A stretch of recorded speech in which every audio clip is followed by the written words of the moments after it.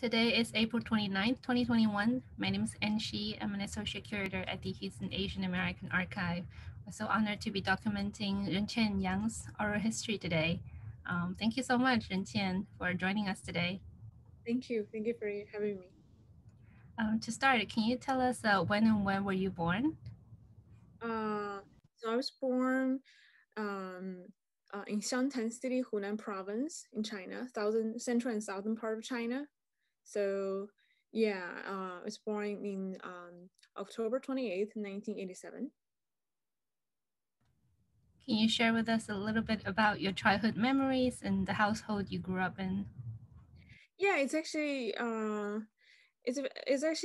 very I when I remember as I remember when I was a child, I always think it's kind of connected with where we were living in the suburb area, so it's not very close to the city area, so it's always nice. I grew up at a house where my dad actually built himself, so it's kind of very nice in the countryside, and we have a little garden, so I think it's always just nice to be able to kind of participate in uh, in a lot of family activity. We do a lot of ping pong outdoor and then badminton. So that sort of kind of makes me think about that actually it was luxury. It was not like thinking about the spaces that we had.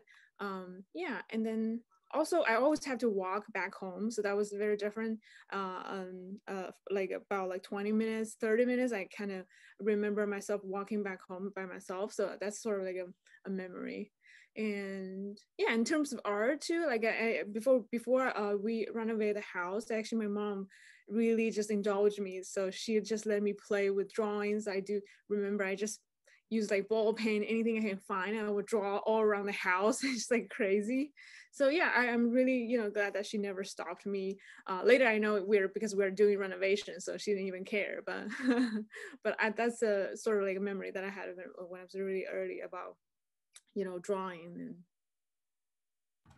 Wow, it's so impressive, and it's very hard to imagine nowadays, especially that you can, yeah, build a house by yourself.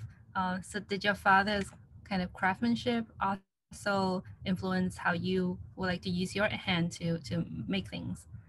Yeah, he's actually in the architecture business, like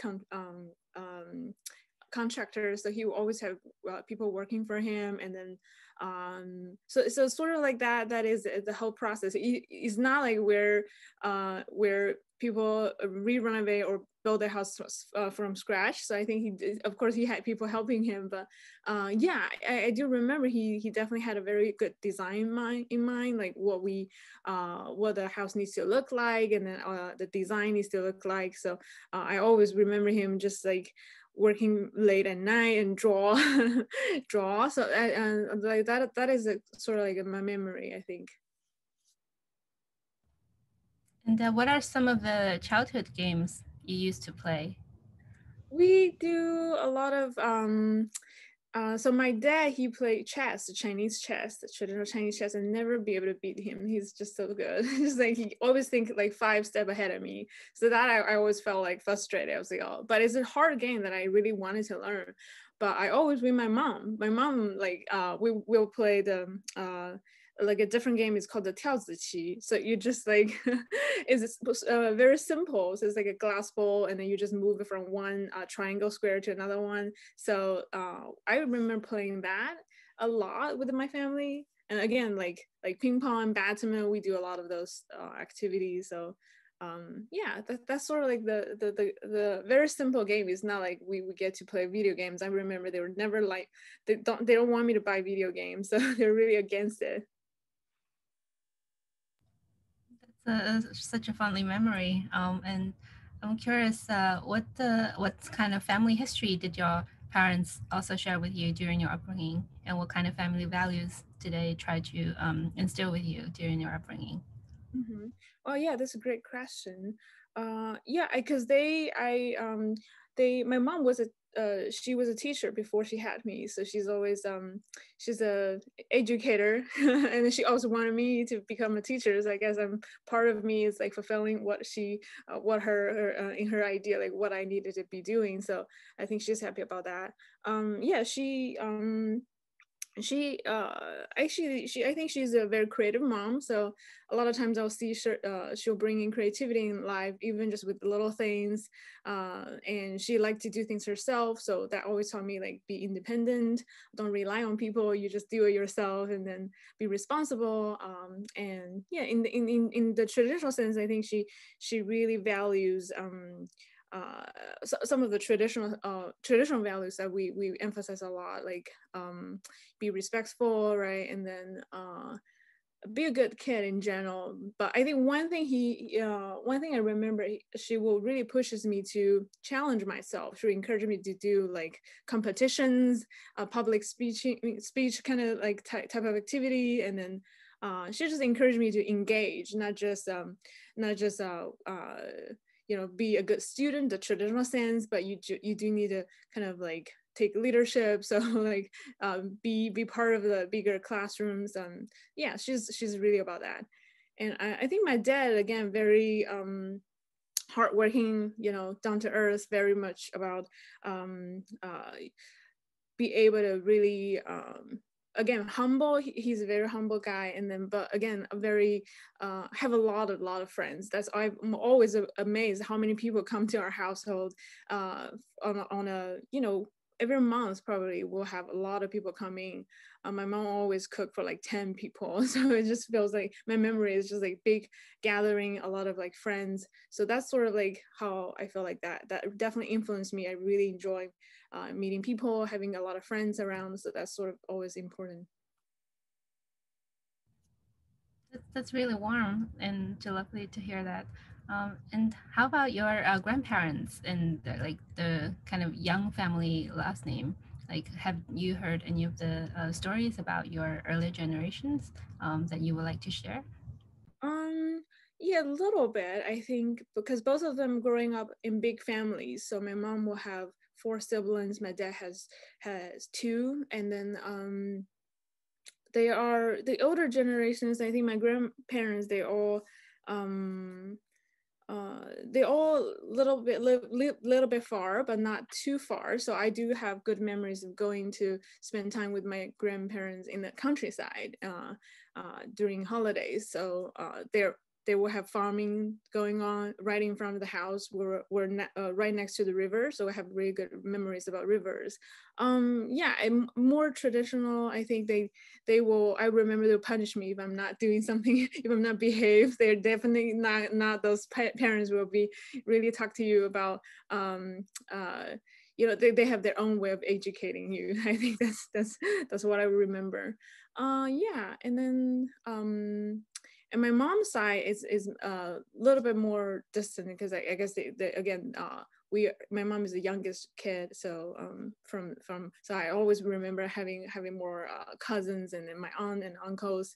But yeah, my grandpa passed away uh, when I was young. So I early memories were about maybe just like the traditional funerals. Well, those were like the earliest memories I had when I was younger, when I was a kid. So yeah. Great, thank you.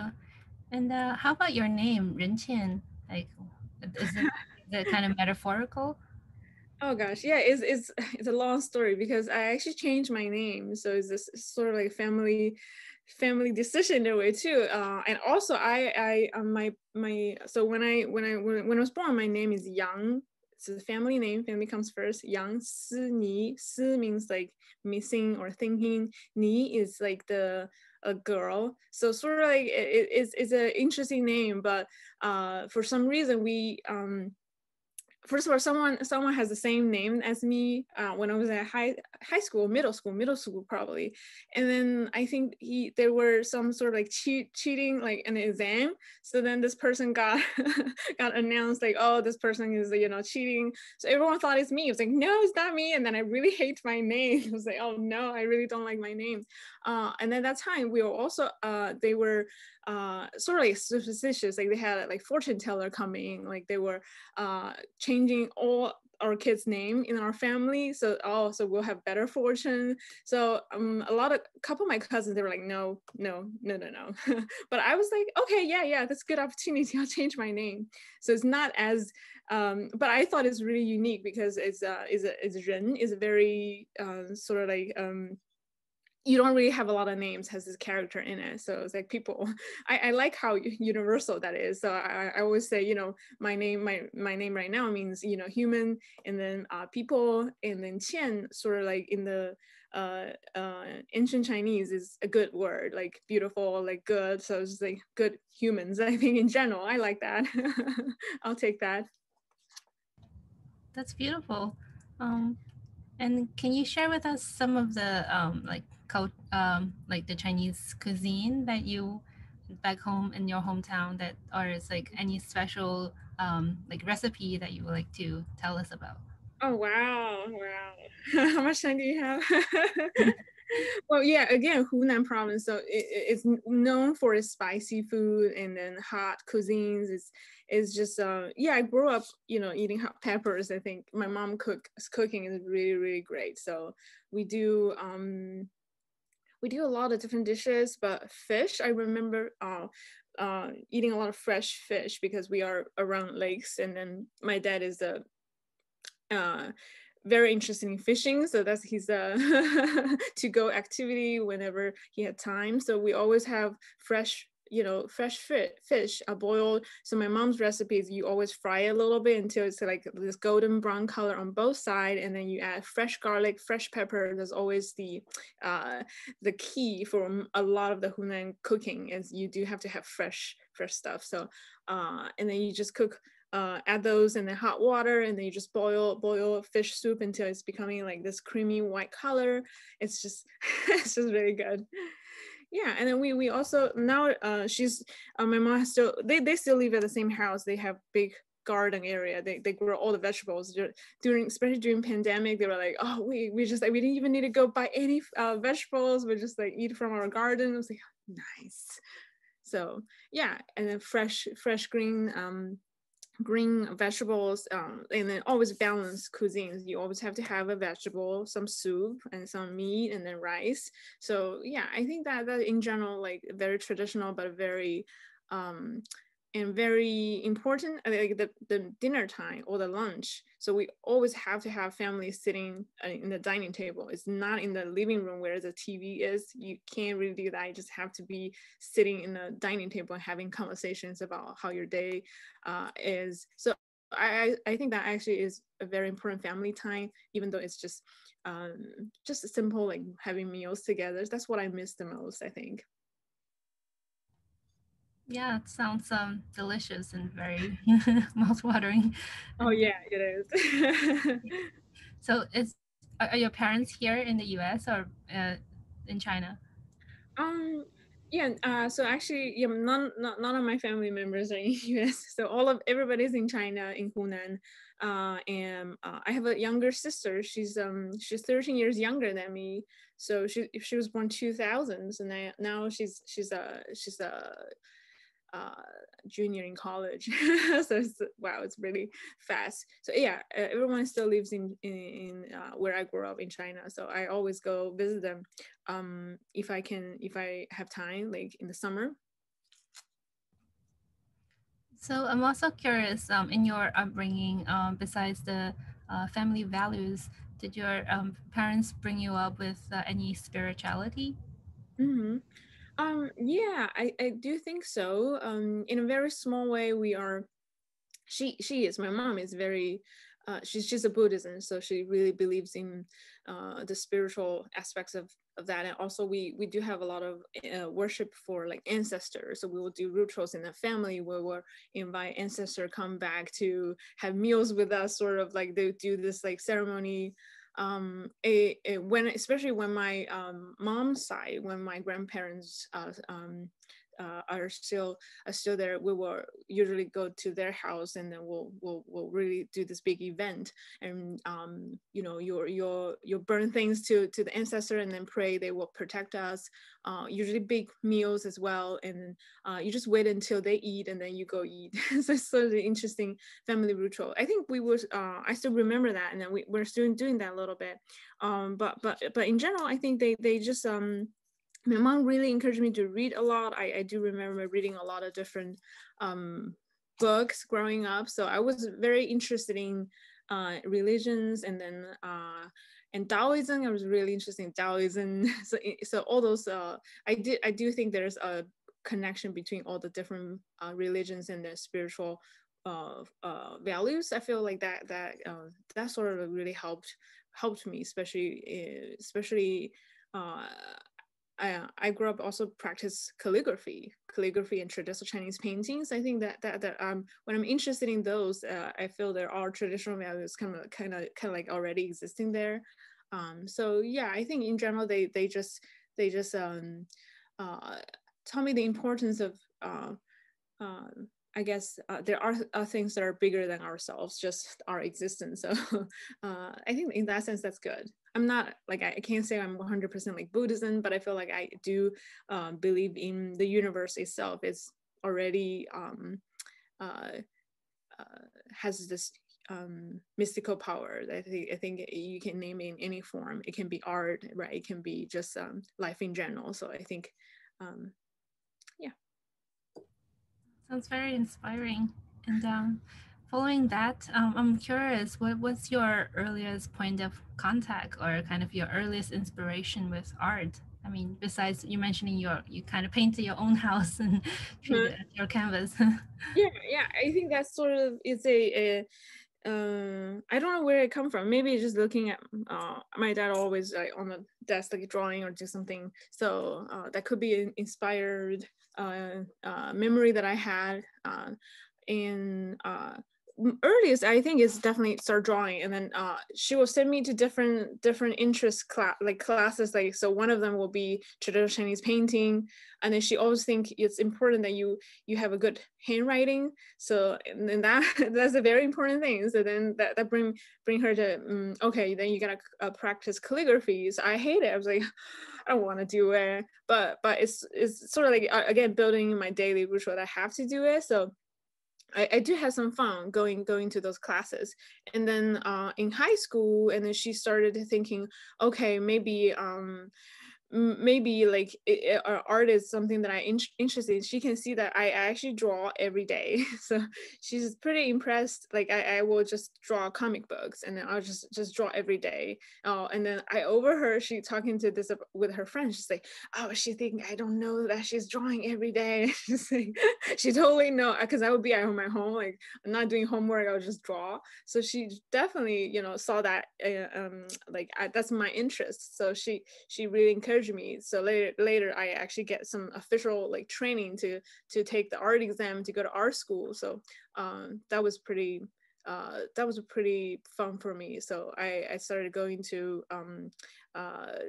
study with a teacher that actually train you how to do like traditional sketches, and then so all the Western way of training you how to be an artist. I think I started from there. That's super fascinating. And so in school, what were you good at?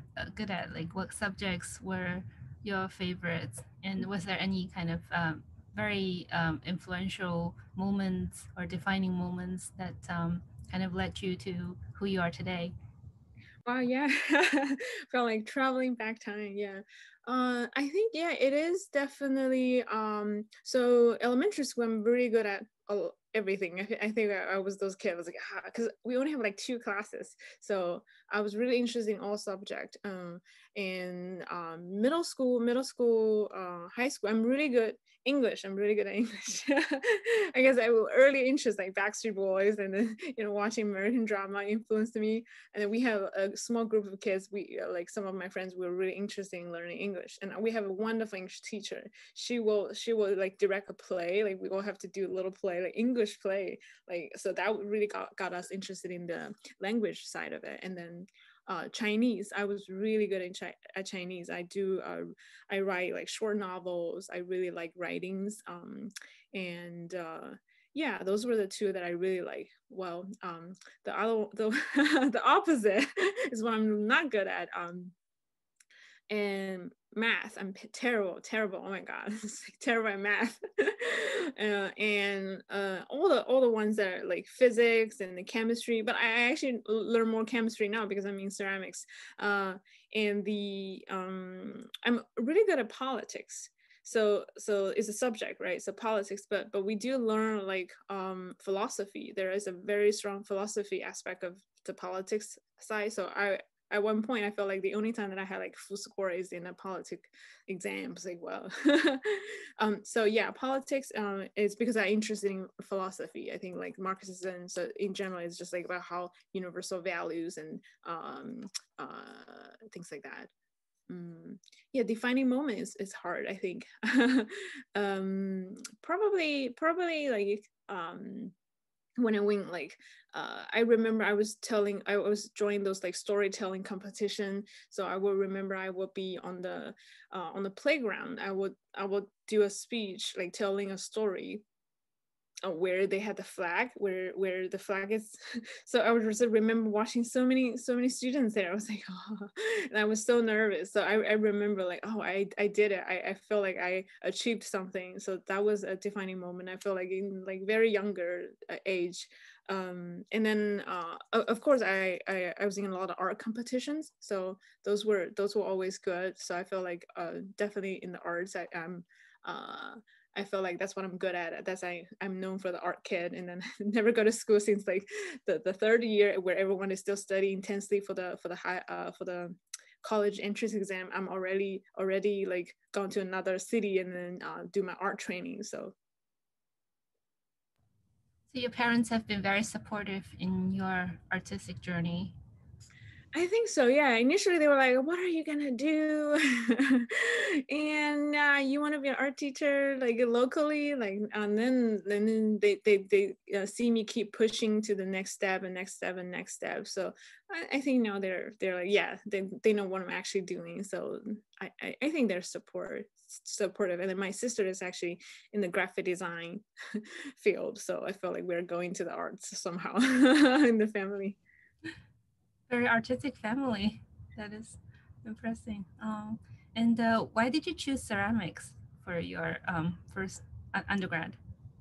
Oh yeah, that's again, it's sort of interesting because in the beginning I don't know what that is. I think most art student will when I initially I wanted to do design again. I wasn't or painting because I really love paintings because that's our first training is to do a lot of sketching and then do a lot of drawing from observation. You have models right in front of you and draw. So I did a lot of those trainings and then I was still wanted to up my game, like be better and better and better.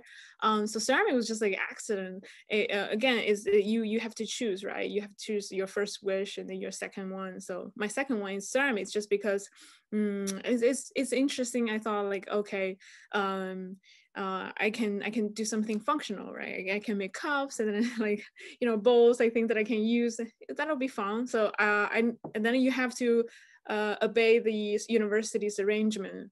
So it's not your decision. So if they are just like kind of like continuing with how many students they're hiring, and then then so actually I remember I was when I got to Sichuan Fine Art Institute, that's where my undergrad is, we have 30 some students. I think majority of 95% most of them we were assigned to this class. We should know what ceramic was.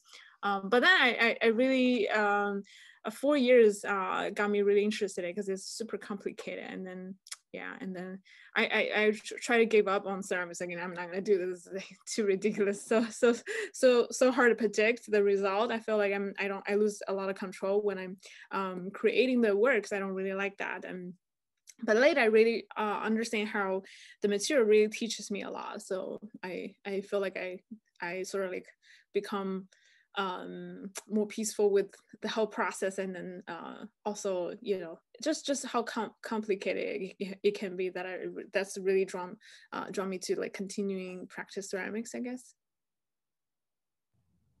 Yeah, that's interesting because since your earlier kind of experience before undergrad didn't have that much kind of sculptural experiences. Oh no, yeah, I would just say not at all, not at all. But that's the thing. They say once your training started going to 3-dimensional, it's really hard to kind of just go back to 2-dimensional.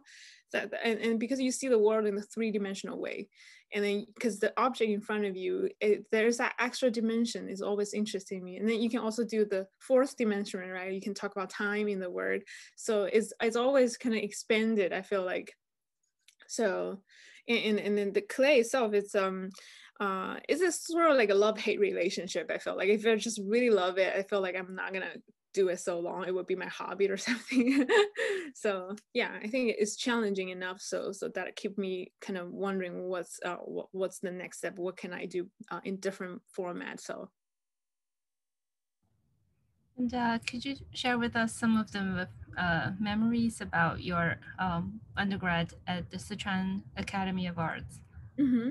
Yeah. So again, a very well-known art school in China, and this is one of the most important one, also in the southwest China, because in other regions of China you have different art schools, but that area it's just Sichuan Fine Arts Institute is really where it is. I think the vision is really interesting. When I was moved, I went there 2005, between 2005 and 2009.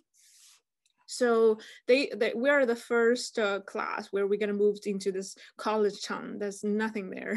This is where the new Sichuan Fine Art Institute is right now. So the old town, they had another one in a different area in Huangjueping. So then this is like in the Huxi, in a new area. So where you have to take a 1 hour or 2 hour bus to go to the new one. And then they were actually the idea was they are bringing farmers in this at school. So they were actually having people that live in campus where they will grow crops like corns and then potatoes. So then you don't really need to draw from nature. You don't really need to go elsewhere. You can just be there, and then you'll see just beautiful nature. It's the design is amazing because how you can really is in the mountain. They didn't even do something to it. Like the school across from us, I think they just flattened the whole area. Because Chongqing is known for its mountain areas. It's really humid, really beautiful. So they really try to preserve what the local history has to offer, and then even included some of the villages, like the old houses. So even though it is a little man-made nature in a sense, but I remember it's sort of you are in a natural environment. They'll have like warning, don't go to the mountains like after 8 p.m. or something. So it's actually really like a utopial place, I will say, for artists, for art students. It's amazing. Yeah, and then memories, there are a lot of good memories. Of course, we had a lot of friends of mine. We're still really good, close friends until now. One of the memories also, it also started my earlier work is the big Sichuan earthquake, actually. 2008, I think May 2008, the 12th. So it's like 2 p.m. I really remember. It's really, we were all actually just in the classroom, and then just so everybody said like there's the big earthquake. We don't know what happened. So we had a whole week. We're just like crying. They told us don't go back to the campus. So we were all living in the playground, actually. So me and a couple of friends. I remember I was just really in the building, and I saw like a lot of friends are there taking naps, and then they just like wear their pajamas and then like left the building. I remember like the building was shaking. I can see the building like shaking a lot. So I called my friends, and then we were living in the same dorm, so we gotta run downstairs. So even though we don't know what's going on, so yeah, so those are really like first disasters I feel like I've experienced, and now the pandemic, of course. So it's just sort of like makes me really thinking about work, and how can I capturing some of those emotions. I was just so sad I couldn't make work, so then I had to make work while I'm watching news and then like crying. So I had those memories, and I'll make like little pieces representing people's emotions before the earthquake, during the earthquake, and afterwards.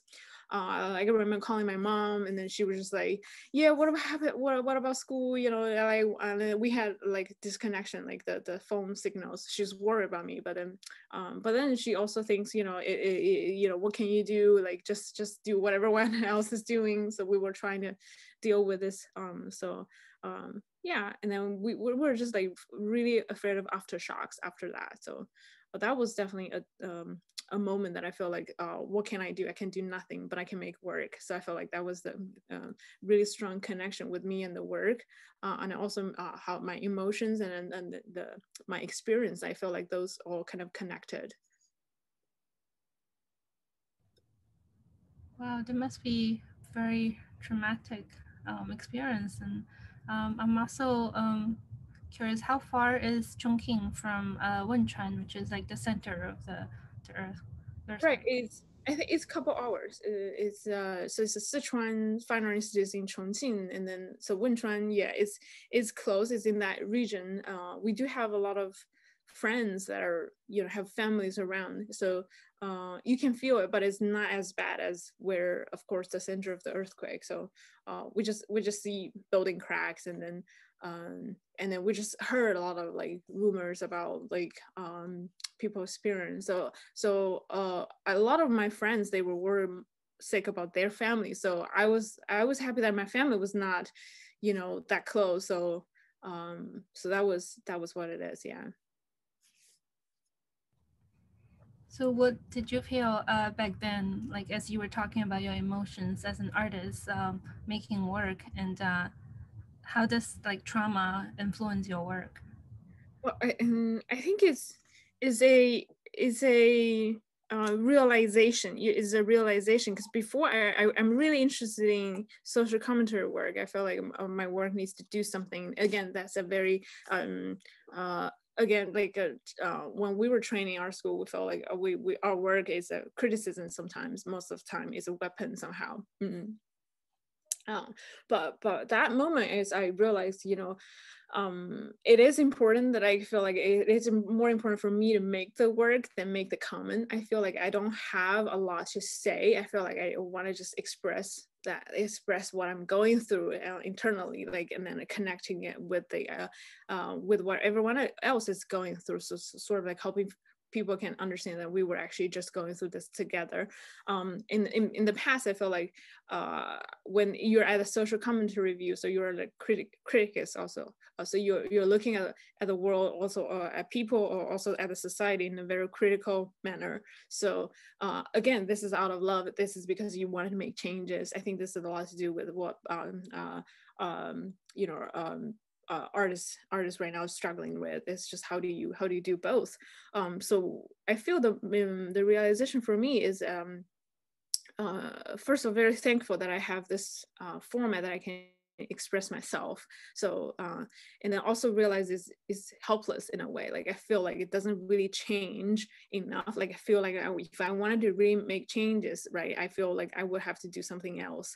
And then so it's also the very clear role about what is the artist, what is a activist. And then this is again what influenced me on like later works that I made, and having conversations with people that are creating similar work about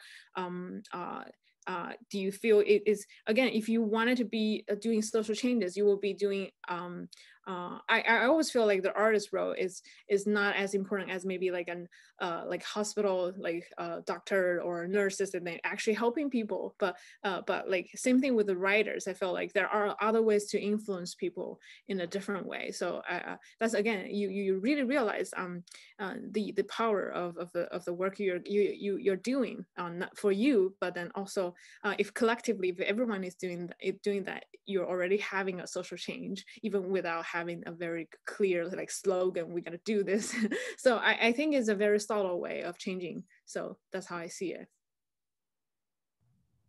Yeah, definitely. I feel like the aesthetics and the way that art connects to so much like emotions and spirituality is most healing, especially in times like that, and as of now, too. And I'm also curious, what are some of the mentors in your earlier career?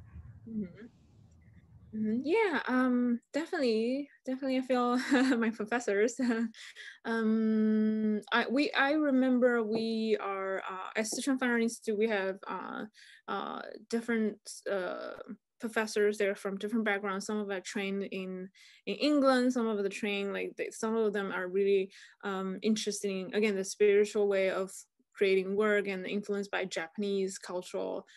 So I definitely can see a lot of them.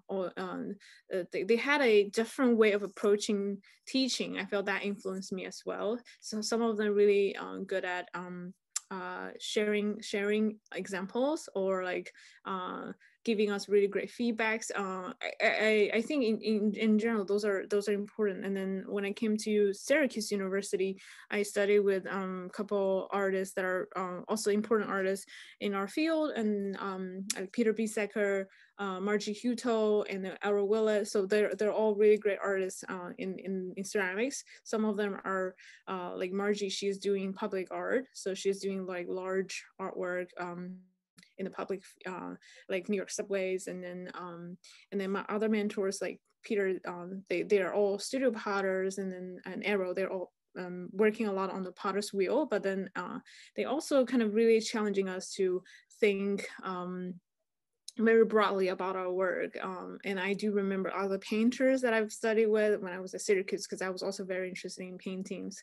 So I feel, yeah, a lot of people definitely, I feel like without, like, I also see that they are, they really encourage you to discover within what was already within you, instead of like a traditional masters will feel like a traditional teacher that I had in China mostly will be like, you should do what I'm doing in a way, right? But I think they never want you to do that. They want you to really continue looking for your own voices. And then yeah, it really pushes you, it really challenges you. I think that's all my mentors, my teachers, that they've been doing that to me. So, and I'm doing the same to my students. And I just had a critique with a student today, and then she was complaining about another professor, right? Like seems to always disagree with me. I was like, well, so I kind of said, yeah, that's what your professor is supposed to do, is challenging you, so to make you think differently, you know. So I feel like it really influenced me, like as a teacher and also as an artist. So while you in Syracuse, what were some of the kind of challenges that you have faced when you first moved to the US? Mhm. Was it like your first time out of the country, out of China? Yeah, it is. It was like after like 24 hours, like flying, or like in different airports. So I'm landed in this places. I guess most people don't think this is the representing US. Is Syracuse is its own city. It's very different. And then it's very cold, right? The Chinese student call it snow cities. It's really, really cold. And I'm from southern China. I mean, Hunan province, super hot. So you can see the huge kind of as it changes. Of course, I did spend some time in Beijing, like living in Beijing in northern part of China, but this is like northern than if you can think about in, you know, the geographically in China, it's just like really, really cold. So of course weather is the first thing, I think, very hard to hard to get used to. And then also food is definitely interesting. It's definitely train yourself to be a good chef yourself instead of just having to eat food that you're not growing up with or not familiar with. So I think culturally it's very diverse, because again, university, and then I do the early memories is all like Chinese students. You are around a lot of Chinese students, but I have a roommate, actually, she's a pianist. So both of us, we are in the arts. We're like so weird. We're going to church, people were asking us, well, what's your major, what do you do? And then we tell them, oh, I'm in ceramics, and she's doing pianos. Like, you guys are so weird, because most people are in the, you know, accounting, like finance, and things are more like practical, and things are more like gonna make you, you know, be, you know, successful in the society. It was like, I feel like it's very odd. But and also the biggest thing for me is because like Sichuan Fine Art Institute, and also I grew up feel like that 4 years of training, I'm around people around me that are all artists or designers. So I feel like everyone is design, everyone is very creative. So I definitely different than what I experienced is like now you're in a university that is very complex, that has people that are in different field, which I never had that experience. Like you're around people that are in performance art or in like I do have a lot of friends was in accounting actually, like in psychology. So I feel like it's really broadened my view about a little bit more about like what actual work should be is you're engaging with different people. I feel like I'm very lucky that I grew up with very like serious art training, but then you're also in a narrow path that you don't really get to experience so much with like different type of viewpoints, I guess. Yeah, and then in general is again overwhelmingly overwhelmingly busy. You're in grad school because I was also a graduate assistant. So I do my second year I already started teaching by myself. I was like seriously I was really not ready, I feel, but somehow I feel like they all, like my mentors, I felt like they definitely had confidence. They said like, yeah, we're not put you in this position if we don't know you can do it. So it's like, oh wow, okay. I guess so. So yeah, definitely you not only you have to be performing, you have to make your own artwork, you have to take classes, you have to help with the department. So I always feel like I have to work super hard, and then that definitely for time period is a struggle. So I feel like for everybody who go into a grad school, like go through MFA program, which is what it is, because this is the terminal degree for the arts. So you don't really you can do a doctorate degree in Europe, but not in US. So that was the end of it. So I'm happy I did it like a 3-year program instead of 2 years. I feel like that really I need that time to process everything. Yeah. Wow. And I'm also kind of bringing back my own memory with Full Gallery. When I first visited, I was mesmerized by the dumpling ceramics that was made by you, right?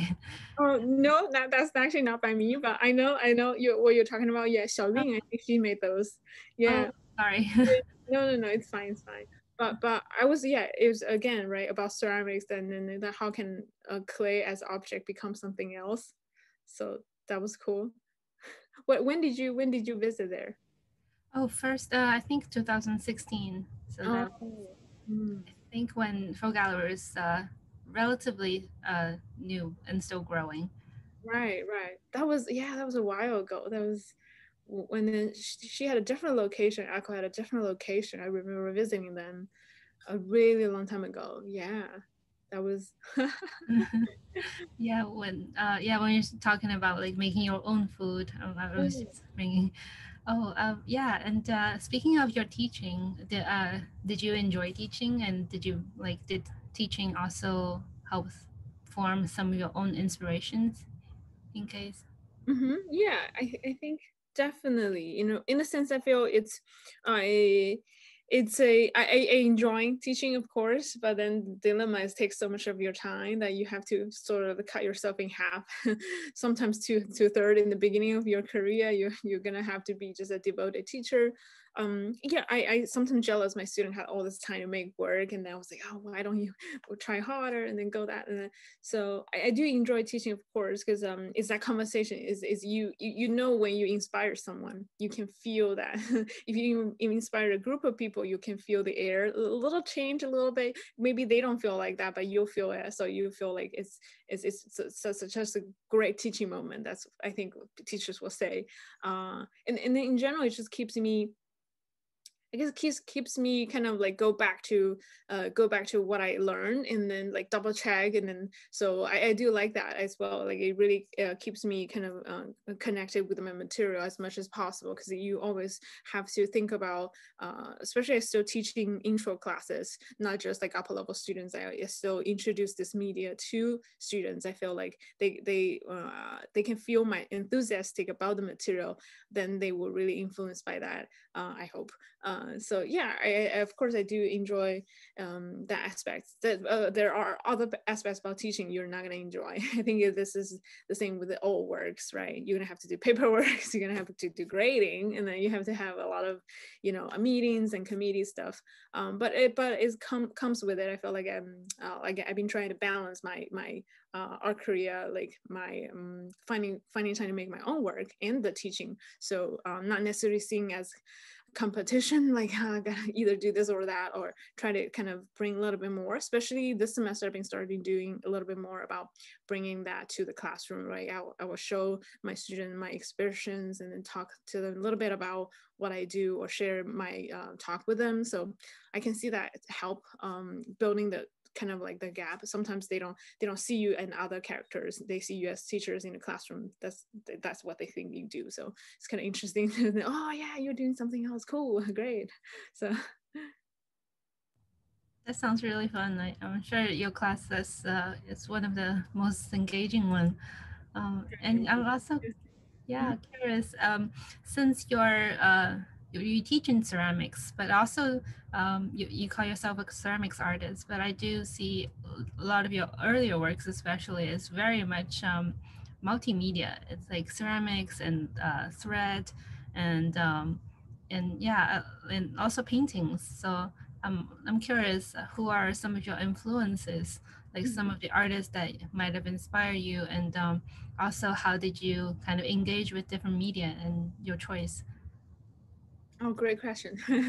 Yeah, and thank you for you know, seeing that that changes through the pieces too. So I generally like accept that I'm a ceramic artist, but I feel like it's not how like it's not very important. I feel like because I'm teaching ceramics, and then I can just and then an artist also is like a title in a way that seems like it has so much different meaning nowadays. It's not like traditional sense that you're a master of something, you are an artist, but now I feel like it's really open up the meaning of it too. So what I really like is I feel like I'm more define myself as a maker, that I create things, I do stuff, I create stuff. So and then not necessarily in any media, because uh, like the earlier memory that I had, of course, is in training as well, is in painting, is in drawing. So I feel that is always a core, and then I feel very safe go back to those, and then materials, and then coming to ceramics is I feel like I'm always continuing learning and then learning and learning, and because it's such a complex material, like I said before, it's not just the expressive side. There is a very strong technical side about it, and then scientific, like experimenting, sort of like data, and then those are important as well. So um, and then there are also such a diverse like possibilities that you can do sculptures, you can do functional pieces, you can do wall pieces. So I do really enjoy that part. That's where I'm spending the most of the time is with clay. But when I have opportunity to do other material, of course I will. I'm always very curious about different media. So the reason why I came to US is because I can explore. I feel like well in China it's not like you can't, but it's more limited. I feel in the way if you are in this field, you are ceramic grad student, I guess you can probably do other stuff that much. So I feel that there are diversity that I can bring in, like I can, because I do really love painting, and I don't feel like I need a degree to do it. So even though I did a lot of classes and trainings and then thread, I feel like in a way is we are thinking about clay as a way to express ourselves. So it's not limited by the tradition, like by the history, where we're in China, we definitely learn more about like the history of it, right? Like the different dynasty, and then the different way of firing, and then different aesthetics. So those are also very influential types of work that you feel like you have to somehow respect that. But when you actually kind of get out from a culture where it's defined what ceramic is, I think the possibilities opens up. So that's I feel like it's interesting actually to bringing other materials with clay, like I've collaborate with people doing video art or in films. So I feel like their languages actually can also add it to my languages, and we can create something more unique. So that's what I'm trying to do as well, as just continuing to bringing different materials, like and then if you think about you've eating rice for the whole rest of your life, right? Like, and then what about like adding some other type of rice in there too? Like, it could be fun, right? So I just think, you know, it keep me interested in it, and then and also keeps the language more diverse, you know. That's why I feel like in sculptural, right? So you never have to questioning like, why clay? Why do you choose this material in your work? So it's definitely I feel like if I'm in the ceramics, I feel like I don't have to do the justification. Yeah, I'm just I'm in clay. I'm doing clay. So so I think that's an interesting kind of like notion of thinking about what my material actually is, like to the basics. So and then same thing with other materials. Like I was using thread because it's such like a invisible material. It is always there, but it's not there, and it's sort of like kind of like representing social pressure, like all structures, or like the traditional values. I feel like those things they're still there, they're not there. So there are symbolism in all materials if you wanted to connect it with them. So yeah, I think it's just in general a very interesting way of exploring like other possibilities instead of like trapped by your own past and then your own experience. Yeah, thank you for clarifying. And I'm sure it will be definitely really intriguing to see how you experiment and explore materials in the future as well. And Right. Interesting that too. It's not easy, but I think I'm trying. And then yeah, if there are opportunities that I can be working with artists in different field, I feel that will be really beneficial to me as well. So thank you. And like I read about that you're really interested in binaries, not just in like the material itself, but colors and the concepts of like concepts of contradiction and dichotomies. And you also mentioned that you're very you read and you studied a lot of politics in early in your school years. So I'm curious about how you find and how you navigate contradictions and how you connect by like kind of getting the ideas out into your works. And yeah, mhm. just Oh yeah, again, very interesting because so actually my thesis is about this, so that's why like I feel like I talked a lot about that economy, and then things that are oppositions, because in the beginning I already started realizing that I'm a very contradicting person myself. It's just like you're never just like one side, you always have different sides, right? This is probably true for everybody. You always if you because always there's two sides. So I think in the beginning when I started to learn English, and then how the whole culture I feel is very black and white. You either this side or that side, you have to take sides. So but it is the one difference between that with the traditional I feel Chinese value is there is a gray area. Like there is a neutral point. There is a kind of like point of view while bringing the difference together, like unifying it. So that's actually fundamentally I feel like that's the essence of like the Taoism idea, right? About like binaries. So and then when I think about this is I feel like is a universal law for me, at least like in my life experience or anything that I think of. I can't think of something like an extreme. There is always one point of view, then there are going to be the opposite point of view. So it's true. So if I feel like if I'm I keep reminding myself not going to one extreme. So if I think about one way, so what about the other way? So I can still make evidence. It's sort of like a big debate, right? You always have this big debate going on. So and how can you unify the different viewpoints and then kind of like come to a conclusion where it will sort of like unify both. So I feel like that balance is always there. It's just about how are you finding that balance. So one of the things I realized in grad school is, especially that are my mentor, my friends that are in grad school, they were really pushing me to take sides. They want you to they want you to either do this or do that. Like but I wanted to say, you know, I'm doing both. So I have work that I will it's about tragedy. It's also about comedy. It is both like happy, it's both sad. So I feel it's those moments in between is what's beautiful. It's just if you think about somebody cry, right? But then sometimes it's because he or she is very happy. So that could happen as well. So I always feel like everything, when it comes to a point where you're thinking deeply about this, and then you always see those viewpoint, and then you realize they're the same viewpoint at some point, because and then if you find the core of it, you'll find is actually be able to unify both. So it's sort of like it's a big, I feel it's a power. Actually, it's a power that you can actually equalize everything. Maybe that's art.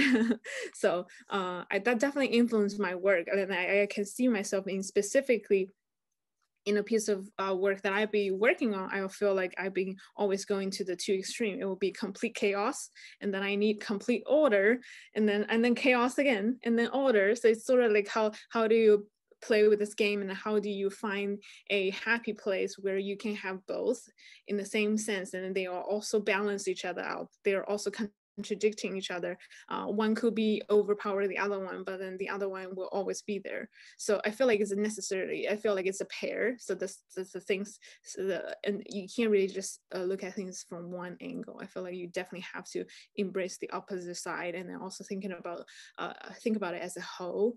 So that definitely influenced all my decision making, I find, whether I like it or not. I feel like that somehow, if I for some point of sometime in my life, I will maybe go towards it one way or the other. And then that's definitely not something that I invented. I feel it's definitely related to a lot of different artists, and also a lot of different philosophy. And then with the Zhuangzi, like it talks about how in a very fancy way, or in a very ambiguous way, right? I find it impossible to translate in English.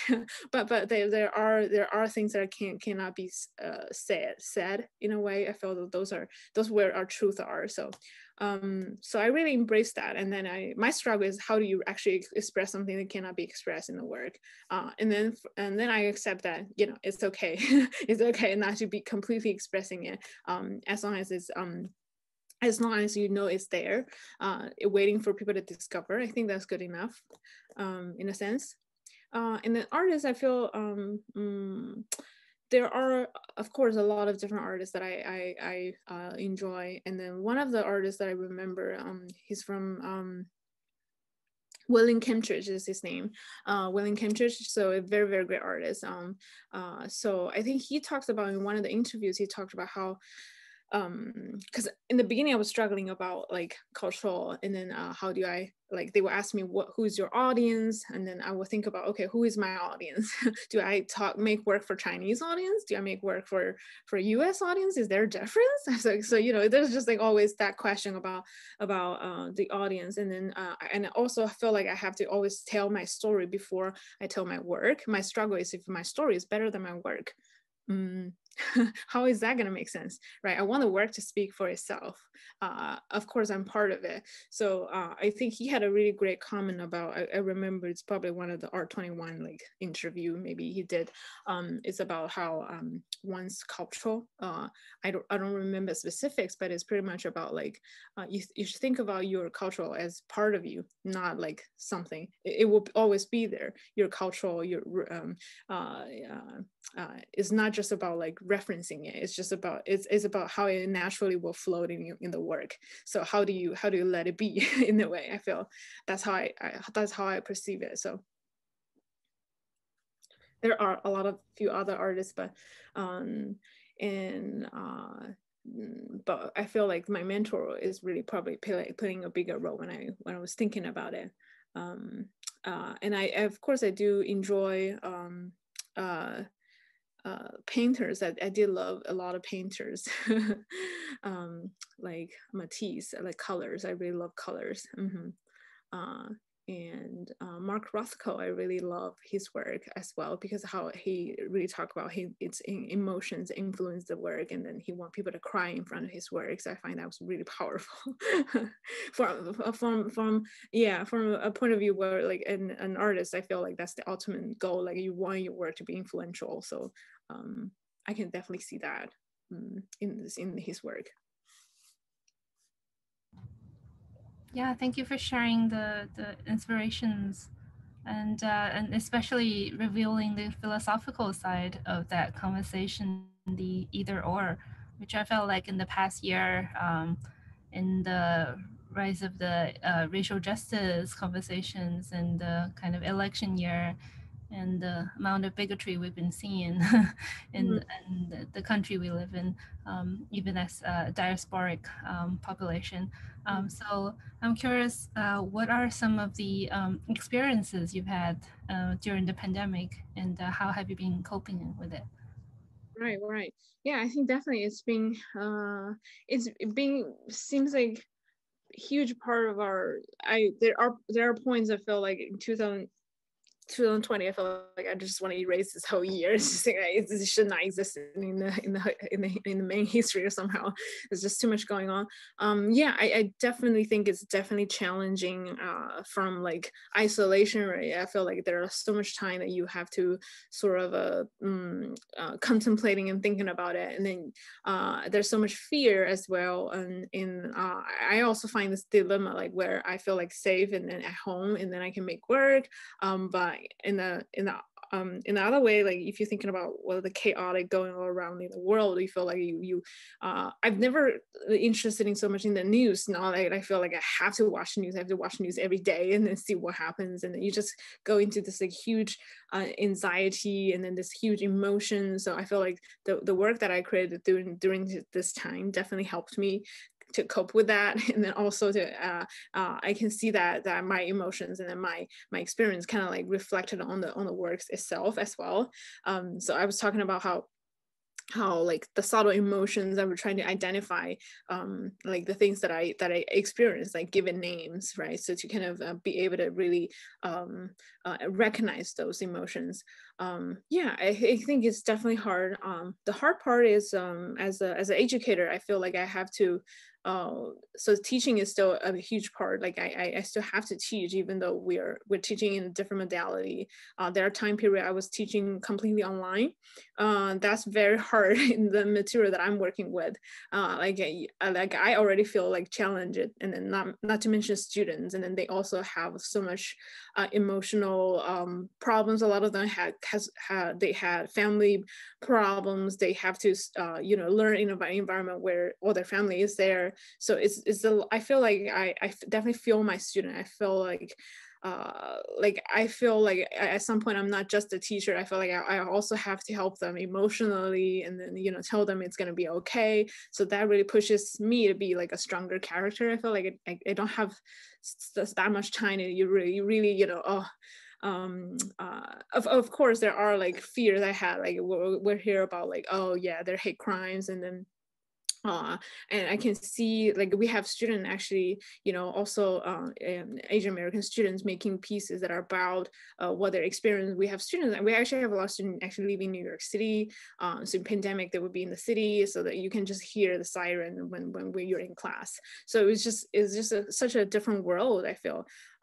So it's definitely difficult for everybody, and then how do I help them cope with it? Even just helping with one person, I feel like that's already like helped me as well. I feel like and I've been also doing a lot of conferences, and there are a lot of artists making work about social justice, about that. I feel like, but in general, I feel like this is this is something like we experience so much that you don't really just all of a sudden during this time you make work about it. So I don't want to shift my art theme because of what happened. All of a sudden I'm obligated to like respond to what happened. I feel like it's naturally will influence the work.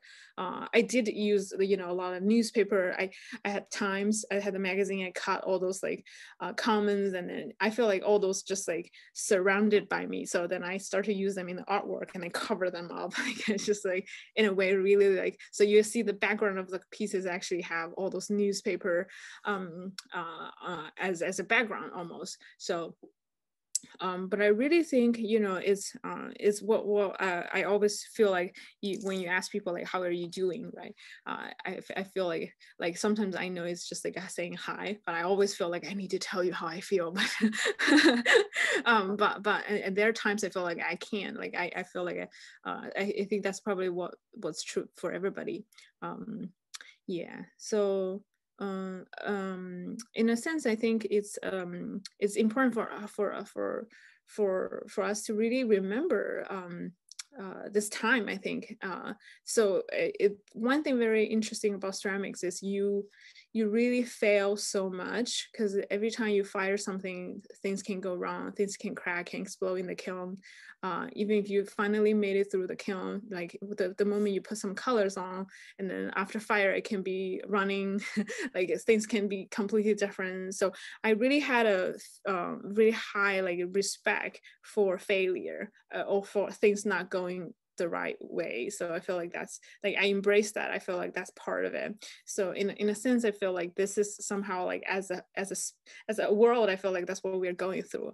It's just like this is because things doesn't have this things, something's wrong, something's not working. That's why all of this happens. So I think it's more important to see how what did we learn from this experience, what are we going to take from this experience, and then move on, and then thinking about it, not forgetting about it, but thinking about what can we learn. So that was really what I was kind of trying to keep that in mind, and then really reflect, I feel, in a lot of ways, not just your personal history, like your own life, but also like how it all related to the world.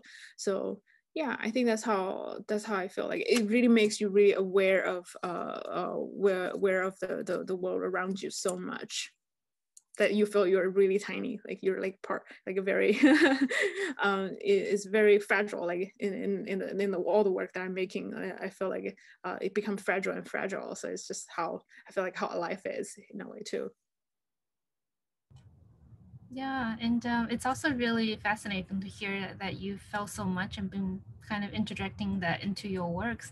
And I would also like to, since we were talking about the earthquake in 2008 that you felt that you were also creating works, and the earthquake was probably something that's really kind of overwhelming, and you're in the body of this earthquake, whereas the pandemic, something is invisible, but the fear and the anxiety is also in the air. And I'm curious how the two different like kind of traumas kind of influence the works that you've been doing, and how would you yourself compare the two bodies of works that you created during the two events? Mm-hmm. Well, yeah, I think it's actually makes me more related to the work that I made before, more so than ever. I feel like I start to look at the work again and then kind of find the connections. The language stays the same, really. If the language was not changing. So when I think about, it's like a circle. I feel like it's somehow all like connected in a way, because in the beginning I was very literal, especially in 2008 when I started making the work. I started with drawings. I was like, okay, so let's talk about sad, like how many different ways that I can talk about sadness. Like so do I do a figure like in a sad position? So that I tried that as well. I did that, and then so then later I felt like the drawing, like if I want you to draw right now, or if I want everybody to draw, what do you like sad as a feeling? How do you express it? So I think we're all just gonna have like scribbles, like lines. So if you actually have everybody draw, it's actually gonna have some similarities. It's gonna be very abstract. It's not gonna have a very concrete form.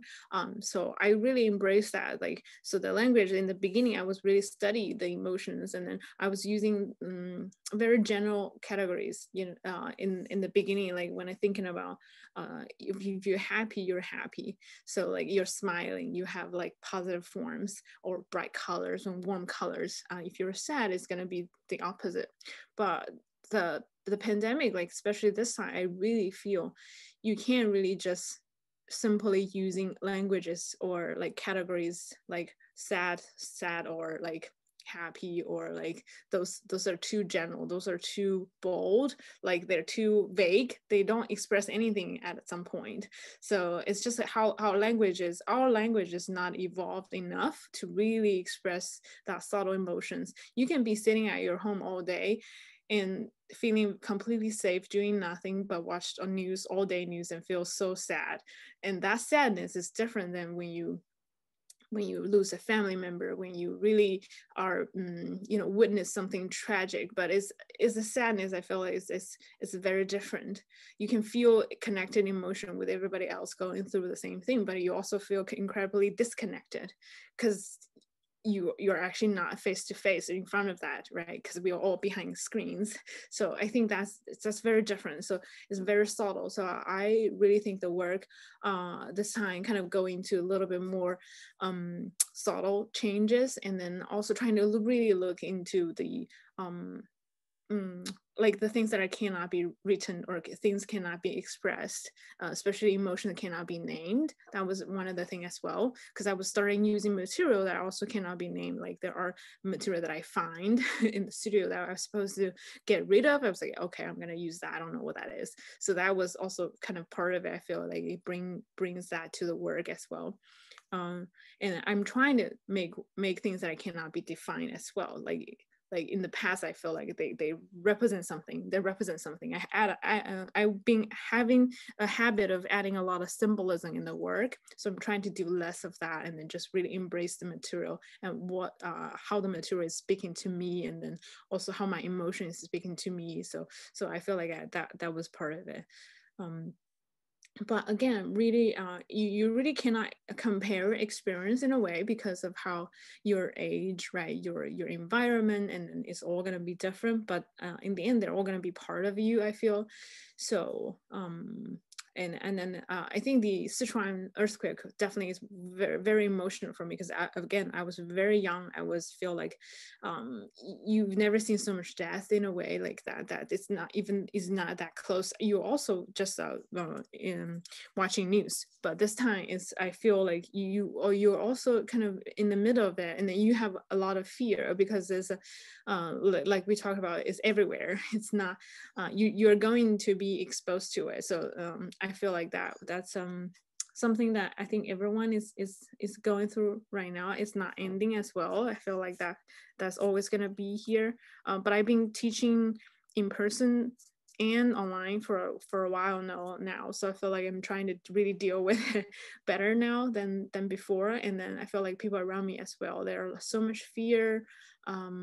There are a lot of loss, I feel. So it's sort of like a big time that I feel like we all need a little bit more like healing time, definitely longer. Yeah. Yeah, it's hard to imagine how life will re-begin after all this ends.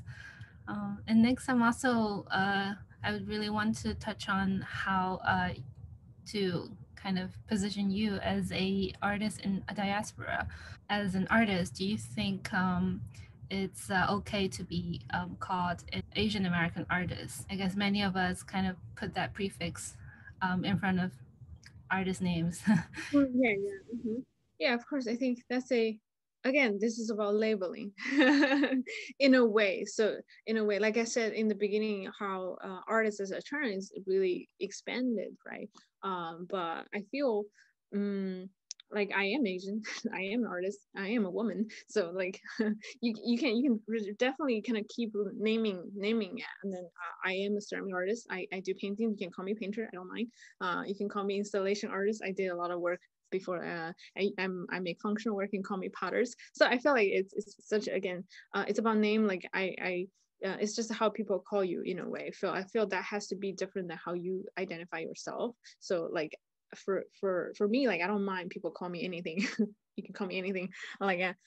But again, in my mind, I definitely needed to put artists in front of everything else, because it seems like that's my life quest. I feel like that's what I in the end of the day, I'm making work to try to communicate with the world or communicate with myself. So that needs to be in the front.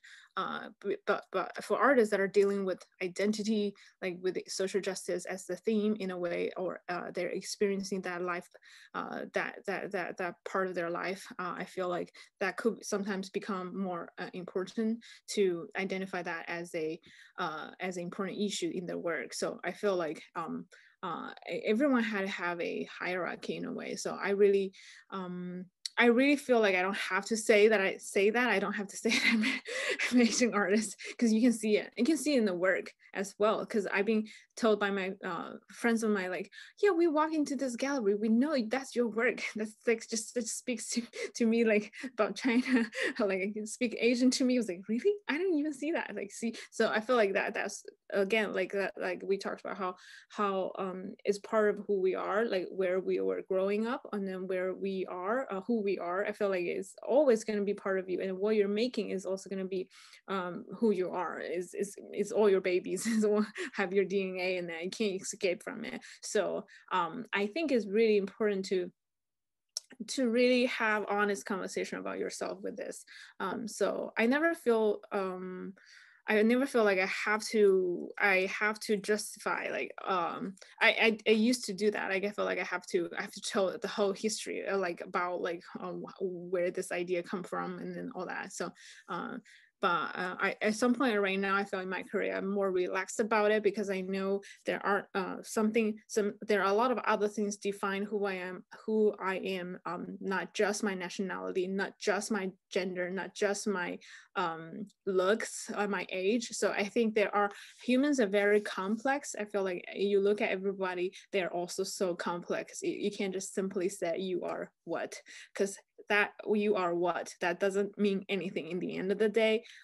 Again, is a convenience of the society to categorize things, to to make things easier. So I really feel as individual, it's very important to really search a spiritual journey, or spiritual or identity in a way that really makes sense, I think, or speak true about your feelings or your own experience. And then I feel like people need to embrace it a little bit more, instead of, even embracing means like you have question about it, you can talk about that question.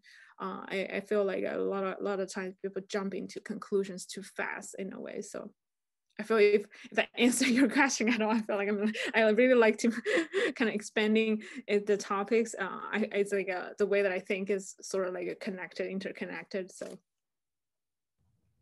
Yeah, definitely. And thank you for elaborating on that. And as yeah, this topic is, I guess, on many of us, our minds. And I'm also curious, in terms of, sorry. So in terms of Asian American artists in the U.S., what are some of the most misunderstood aspects of Asian American artists in your mind, um, or misrepresented? I think I would say I feel it's again not represented. I feel it's not represented enough. Of course, definitely needed represented more in a way. I definitely wanted to see more work, and then I think the common thing that I've seen is symbolism, is using a lot of symbolism, because it's how a lot of Asian cultures are, because within the vast history already there are so much existing languages, and then you're using a symbol as a way of like expressing it. At some point I feel it's overused in a way, like there's just too many symbols that are too recognizable. So I definitely wanted to see more, but also wanted to see more different approaches as well. And I can only speak for how I'm observing like the work that I've seen, but I've seen very conceptual work, which I really enjoy. There are a lot of great artists that I've met that they really, you know, the work not just having a strong concept, but also have a lot of artistic skills. I feel like we like my training too. Like I feel we really value artistic skills. Like it has to look good, and then it has to represent something, right? So I feel like we covered all aspects of it, and then I think sometimes it's just sometimes you'll see I want my work to be more relaxed. It's just like me, like I want my work to be more like free form. I don't care about too much whether it looks good or not. I feel like I wanted to have a little bit of more balance there, but that's not a negative thing too. I think that's just very individual, like depends on how we kind of like represent the work.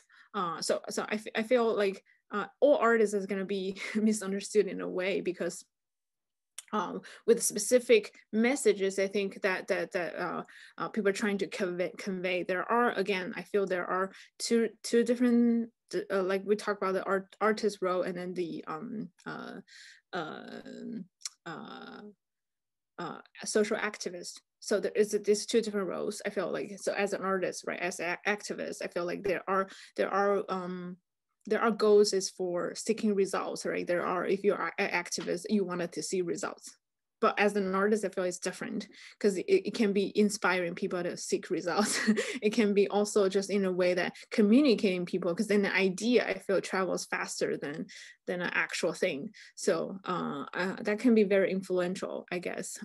So I've seen a lot of a work about search. I feel like that's a big topic about like searching identity, searching meaning, which is great. I think it's good, but it can also be bad. So like I was in this panel, and then some artists talk about like sometimes they get invitation just because it's Black Month, just because they're color skin, like like just because of, oh, this is, oh, we want you to do something because you're this color. That doesn't, if I'm the artist, I will be a little bit offended. I feel like it can be a good thing, but it can be offended, you know, as a way like, oh, you only think of me because of because of my color, not just because of my work. So like I feel like it needs to happen more like year round, right? Like you really needed to think about it as a way like how can we promote that, so we're just not just going to represent it as that small time period, but in all times. So again, I feel, again, I'm definitely, it's a time to reflect. And I hope definitely to see more. I feel like I've not seen enough. I feel Yeah, thank you very much for like advocating for Asian American artists in that aspect. I think it's very universal the way that you put it. And yeah, I really think of it as yeah, as a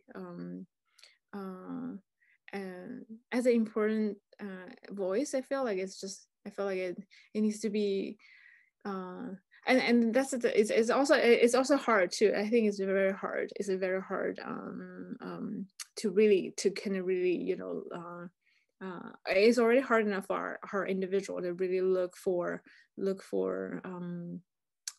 sort of like an answer. I feel like there's sometimes it's just not everything has answers. It's a frustrating part. So I feel like if we're closer, it's already good. So yeah, thank you. thank you. And I'm curious also your connection to ceramics as a traditional media, as I noticed that you have also held exhibitions in Jindechen, the kind of city of and origin of porcelain and ceramics. So like how connected to kind of traditional craftsmanship in ceramics are you? Respect. I think it's definitely yeah, huge. But I wouldn't say, I feel like in the training, of course, and then the first time I ever visited Jindechen is actually when I was an undergrad. We do this field trips. I did my BFA work. So my third year, I was preparing my show. That I actually spent a couple months in Jingdezhen making work. So this is the first time I feel frustrated. I feel like I'm always pretty good at what I'm doing, but then until you see the artisan there, you are like you don't know what you're doing pretty much. So yeah, it's just everybody. Like we saw so many great artisan. They can throw a cup like in like well, a couple seconds, done, and it's so fast, so beautiful, and everything. It's just that amount of craftsmanship. I think to a point where you feel you're never gonna be like you're never gonna get there. So you gotta look for something else to feel like. So that was really like what I feel like. There's so much about tradition. Like my training as well, we did a lot of like traditional ceramics, like learning like the Qinghua, learning like how to do like the traditional techniques. They're very, very time consuming.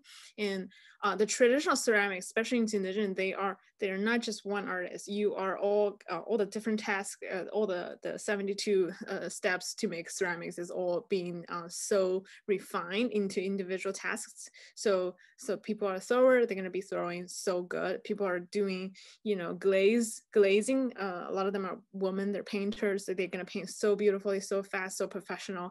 So and then it's really very different. So as an artist, you have to do everything. You have to do all of that, right? So it's kind of hard actually. So like you have to accept that you're not gonna be like a master at one area. So like in terms of craftsmanship. So but I think there are great moments when you can do things that are so beautifully, so well crafted at a point where you can liberate yourself from the craft is a true spiritual experience. But that's not all craftsmen, I feel like, will be able to experience, because you do have to really in that moment. So this is kind of like influential by like a lot of like Japanese artists. I think the traditional potters, they have that in their, they start to play, they're not just making the same thing over and over again. They start to play. They really enjoy that like freedom. They kind of like sort of already have but that is built because of they had all that experience.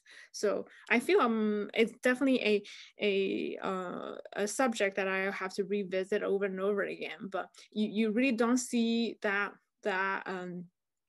obvious of a connection with some of my sculptural work or some of my paintings with that. But if you look at my traditional, like look at my ceramic work, I feel like I'm still on the long path to better my craftsman, to make it just a little bit better teacup, a little bit better cups or bowl, like and I'm also teaching that as well. I feel like that part of that teaching comes very naturally. It's just because when you really pay attention to how things are made, and then you really appreciate who makes the object behind this object, and that changes the whole world. So yeah, I really still think that's very important. So yeah, the Jingdezhen exhibition that I had, actually, it's not, it's funny because I was actually doing a residency, so as an international artist. So I'm actually, not even though I speak Chinese, people all think who you are, you don't look like a foreigner. So it's sort of like a very interesting environment. And then the feedback that I got, when I was making the work there, I was really using local resources. So I actually collaborate with like local artisans that I have them make some of part of the work, and then I will recreate some of the aspects of it. And I use traditional like Qinghua, like decal paper. So those are all very local, very traditional. But when I had the exhibition up, and then the feedback is like, oh, this is totally like Western artists. Like, it doesn't look Chinese at all. But all the American artists, I think at the same time, or like other international artists that were visiting the show, they would think this is very Chinese. Yeah, great. So you'll see it's actually beautiful because you are in a very interesting time where you can be both. I feel like again, back to the topic, we can be both. We don't have to be limited by our nationality. We can embrace all different cultures, I feel. So it's actually, I feel it's a luxury to be able to do that. So I'm really looking at it in a way that we can really bring more thoughts in both sides, right? Because I think that on one side they can think, okay, traditional material can be different. You can really play with it in a different sense, not just on a traditional vase or teacup. But same thing, like there are so much value behind all this tradition. It's big treasure. I feel it's just too much that you can't really have enough. But again, you can't really let your tradition trap you. If I have to honor a tradition that I probably will have so much rules that I can't really I feel like I have to still break from that tradition in a way that to make to in a way so I can better connect it with it, if that makes sense. Yeah, that's so true. Like you said, it's a luxury as well as it could be a little bit of a burden as well. And also, it's so much fun to to hear that there's a dichotomy in the work yourself, that it's like both West and Eastern. And I'm also curious, like kind of you working along that kind of better your craftsmanship from the traditional lineage, as a contemporary artist, you kind of need to subvert something from the tradition and break out from it. Like what do you subvert, and what are you trying to break out from? Yeah, I feel it's sort of like a mold you're creating, if it makes sense. Every time you make something, you're already creating a mold. So I think your job is to keep breaking that mold. So you define yourself, and then you got to break yourself, and then redefine yourself. I think it's never ending journey. So in my, I feel like the challenge, like I'm trying to really, use myself as a reference point instead of looking at my society or people around me as reference point. I used to do that. I feel like it gives me tremendous anxiety. I feel like I'm not good enough. I'm not good enough. So it's just like all those like things that get to you. So now I'm really thinking, you really, your own enemy is yourself. So I feel I'm constantly at a point where like I feel like I will establish a ritual, I will establish a way of working, and then I will create things, and I will try and okay, now what? Right, you gotta break it.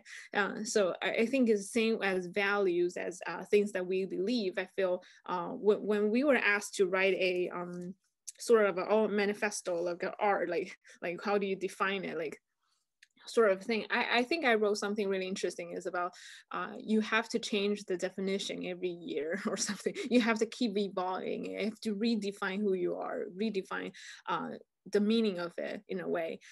So I think that's what really important. That's what's I feel like it keep me going. Is just like know know my own kind of like limitations, right? Acknowledge that. So all those questions I already thought about is, you have so if I'm making work in China, do I have to worry so much about craftsmanship? But again, it's part of the languages. It's already part of who you are, so don't break it. Sometimes, and then you kind of like go back and forth. I say, okay, maybe it's like a little too much, then you break it. So I think that process of breaking it and then rebuilding it is more interesting than this is who I am. Like period. So then it's a continuing dialogue. It is a ongoing dialogue, and it's a ever evolving dialogue instead of like a set thing, right? Because everything moves around, right? Time flows, so you have to let yourself flow with the time and evolve with the time as well. Wow, thank you so much for giving us so much background and context. And also, next, I'm trying to kind of get to know more about you as a person, and what do you do outside of your work? Oh, wow, that's a yeah. I feel like there are time periods like I don't have a life. I just have work. So it's just so sad. So yeah, now I feel like again, I guess it's because of pandemic too. I feel like now I'm really be able to embrace a little bit more. So I live in upstate New York actually. I also live at the shore of the Lake Ontario and then Oswego River. So actually, I'm around very, very beautiful natural scenes. So like in the past, I felt like I'm being neglecting. I was like, I'm just focusing on what I'm doing. I feel like I don't have enough time, but now I feel really it's important actually to take that time and then to just do hiking. Like so, I do a lot of hiking, and then I recently interested in fishing. So I just got my fishing license. Yay!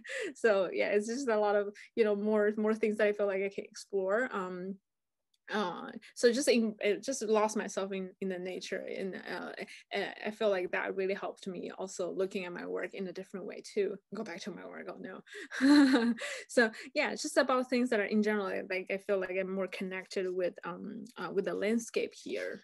So in the past I've never actually spent any summer in the US, or like very rarely. I will do a little bit here. Most of the time I will travel back to Hunan, to China, or just like I feel like there's so much places in China I haven't been to. I'd never visit, but I've been to a lot of places here in the US, and then I had opportunity to show my mom and my sister around as well, like to let them see the diverse landscape here in the US. I feel like that's always something that that's important. Like, I feel like if they've never been here, they don't know what kind of life that I'm living. They'll be worried sick. They were like, what? Because they've been really trying to push me like go back to China a lot in the past. And then because of the maybe 2 years ago, I actually invite them over and then let them see what the environment that I'm living in, and then I feel they feel a little bit better about about things.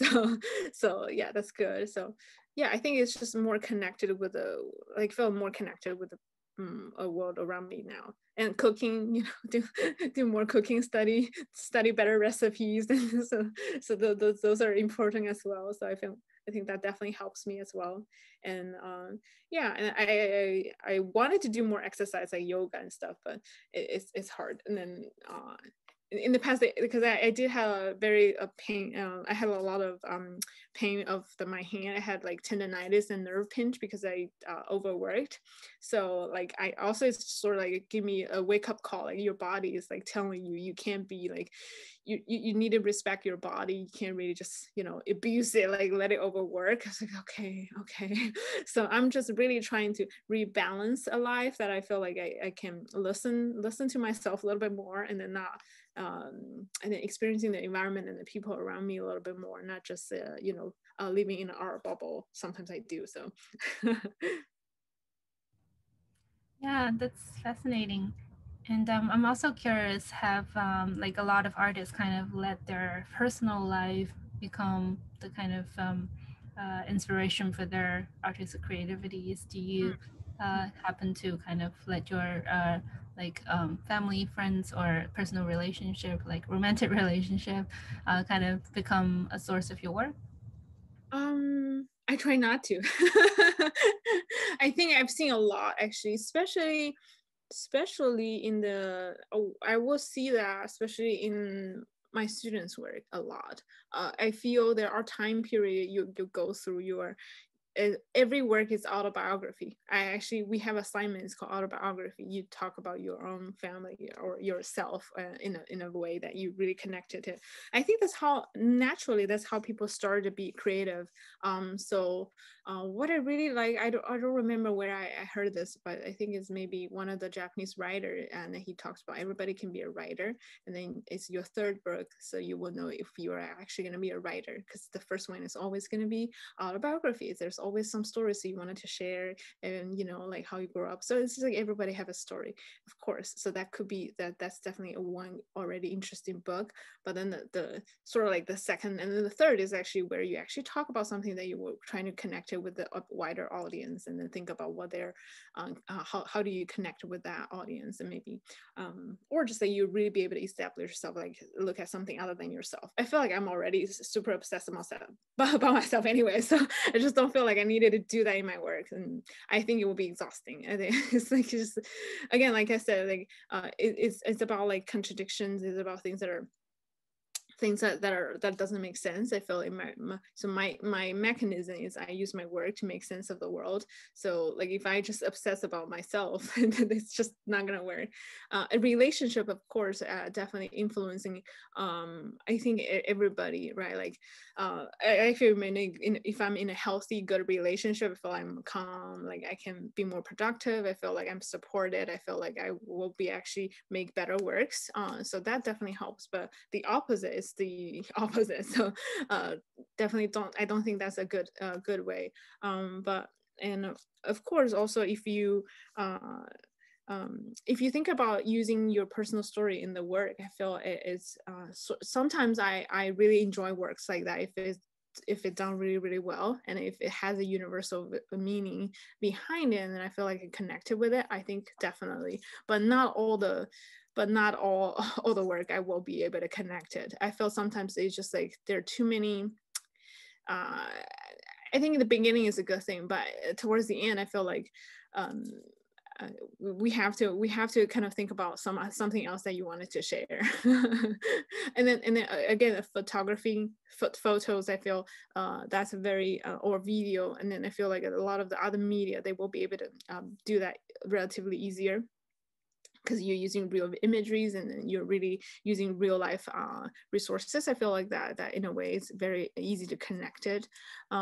So I don't really see, maybe it's because of my material, because it really has such a strong connection with object. So I'm more connected with things around me. I feel I will really go into restaurant, or like a Vietnamese restaurant, it's like, oh, look at that tea, like that teacup is so unique and different, like that the bowl is different. I flip the back and then see where it's made. So yeah, I feel like I'm more connected with objects, I think, more than like in the work I feel. Wow, that's super interesting.